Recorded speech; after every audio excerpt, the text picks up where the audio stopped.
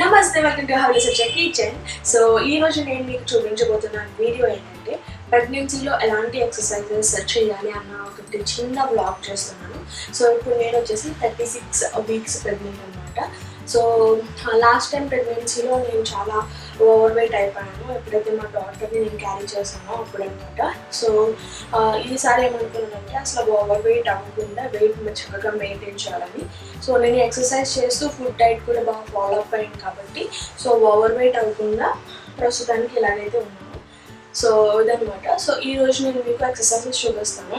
Walk చేశాను, duck walk చేశాను, squats చేశాను, ఇంకా బటర్ఫ్లై చేశాను.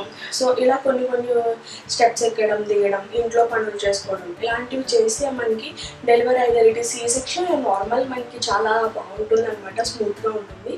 సో అందుకని చెప్పేసి ఈరోజు నేను మీకు ఈ ఎక్సర్సైజెస్ నేనేమి చేసేసానో చూపించాలనుకుంటున్నాను. కొంచెం ఆయాసం అయితే వస్తుంది బికాస్ 36 వీక్స్ కాబట్టి. సో ఇప్పుడు ఎక్సర్సైజెస్ చూసుకుందాం. Let's get started.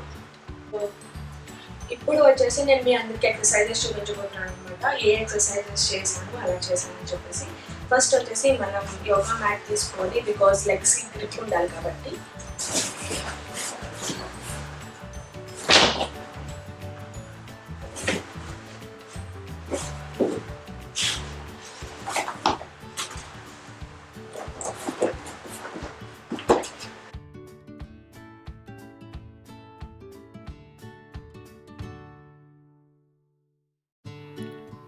ఫస్ట్ వచ్చేసి మనం మలాసన చేస్తున్నామండి. మలాసన అంటే మీ అందరికీ తెలుసు, ఇండియన్ బాత్రూంలో మనం ఎట్లాగైతే కూర్చుంటామో సో అలాగనమాట. ఇందులో సిగ్గుపడవలసిన అవసరం ఏమీ లేదు. ప్రెగ్నెంట్ లేడీస్ అనే కాదు, నార్మల్గా ఉన్న వాళ్ళు కూడా మలాసన చేయడం చాలా మంచిది. ఇప్పుడైతే వెస్ట్రన్ టాయిలెట్స్ వచ్చేసాయి, కానీ ఒకప్పుడు ఇండియనే యూజ్ చేసేవాళ్ళం కాబట్టి ఇండియన్ టాయిలెట్ పొజిషన్లో కూర్చోవడం వల్ల మనకి పెల్విక్ మజిల్స్ కూడా బాగా రిలాక్స్ అవుతాయి. నెక్స్ట్ లెగ్స్ కూడా మన డెలివరీకి బాగా ప్రిపేర్ అవుతాయి అన్నమాట.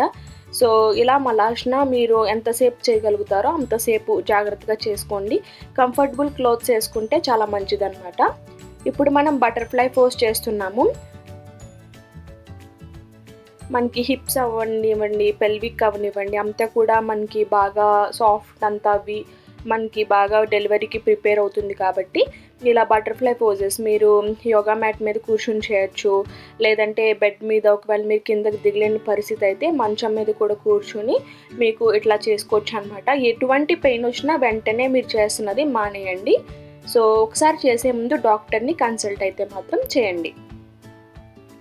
నెక్స్ట్ ఇప్పుడు స్లోగా లెగాలి. ఇప్పుడు మనం 30 మినిట్స్ వాక్ చేస్తున్నాము. యూజువల్లీ నేనైతే ఇది ఇంట్లో చేయను, జస్ట్ మీకు వీడియో చూపించడం కోసం ఇంట్లో చేయడం జరిగింది. నేను బయట పైన మేడ పైన కానీ లేదంటే బయట కింద సెలార్లో కానీ చేస్తానన్నమాట. డైలీ 30 మినిట్స్ వాక్, లేదంటే మీరు బయట పార్క్కి వెళ్ళొచ్చు. సో 30 మినిట్స్ వాక్ చేయడం వల్ల మనకి హెల్త్ అన్నది చాలా బాగుంటుందండి.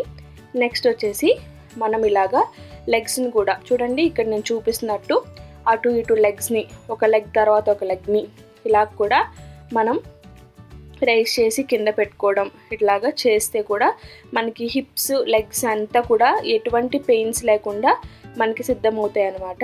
నెక్స్ట్ మనం ఇప్పుడు చూడండి, ఇక్కడ నేను చేస్తున్న విధంగా స్క్వాట్స్ ఒకవేళ మీరు ఇలా చేయలేము అనుకుంటే ఫ్రంట్ ఎవరినైనా పట్టుకోమని వాళ్ళ హెల్ప్ తీసుకుని చేసుకోవచ్చు.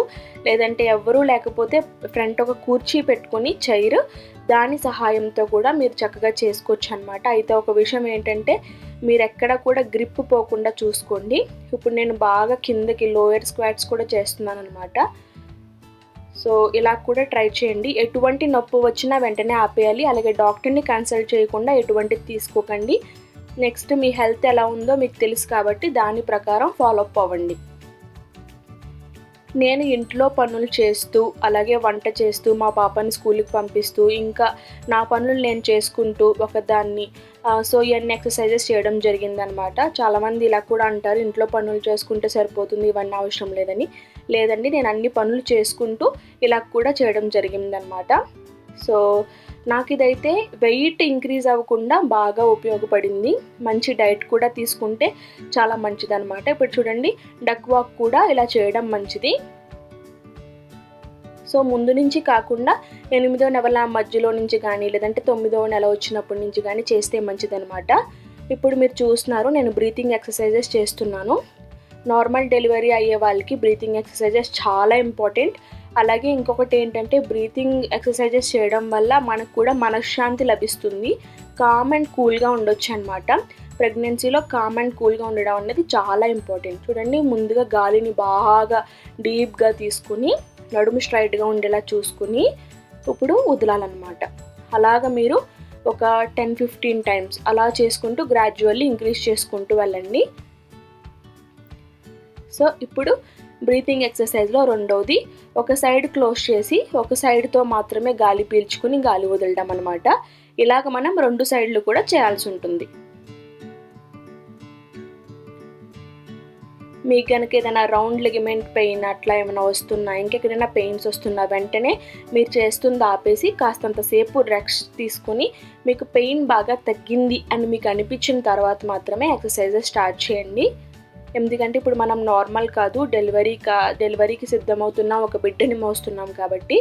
సో ఇక్కడ నేను ఆల్మోస్ట్ 36 వీక్స్లో ఉన్నాను. డాక్టర్ కన్సల్టేషన్ తీసుకుని అప్పుడే నేను ఇవన్నీ కూడా చేయడం జరుగుతుంది అనమాట.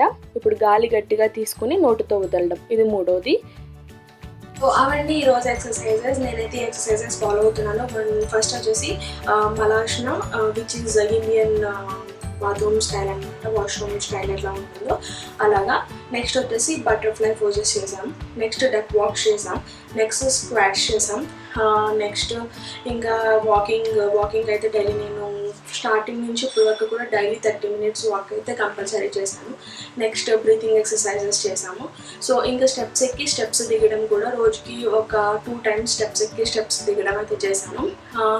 9 months అంటే ఇప్పుడు వరకు కూడా నేను ఇంట్లో కుకింగ్ చేశాను, ఇంకా బేసిక్ వర్క్స్ ఏవైతే ఉంటాయో అవన్నీ కూడా నేను చేసుకుంటూ వచ్చాను. సో ఇదనమాట. సో ప్రస్తుతానికి అలా చేయడం వల్ల నేను గుడ్ వెయిట్లో ఉన్నాను. బట్ నాకు కొంచెం ప్రాబ్లం ఏంటంటే ఆయాసం వస్తుంది. ఎందుకంటే బేబీ ఆల్రెడీ సిఫాలిక్ ప్రజెంటేషన్ ఉంది, అంటే హెడ్ డౌన్ అండ్ లెగ్స్ పైన ఉన్నాయన్నమాట. సో అందుకు కొంచెం ఆయాసంగా ఉంటుంది. మిగతాదంతా ఓకే. సో ఈ ఎక్సర్సైజెస్ మీరు కూడా ఫాలో అప్ చేయండి.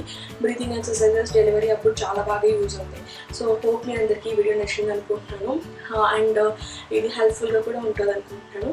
So thank you so much. మీకు కనుక నా వీడియో నచ్చితే నా ఛానల్కి like, share, comment and subscribe చేయడం మర్చిపోకండి. సబ్స్క్రైబ్ చేయడం కోసం పక్కనున్న బెల్ ఐకాన్ మీద క్లిక్ చేయండి. Thank you. I'm so tired.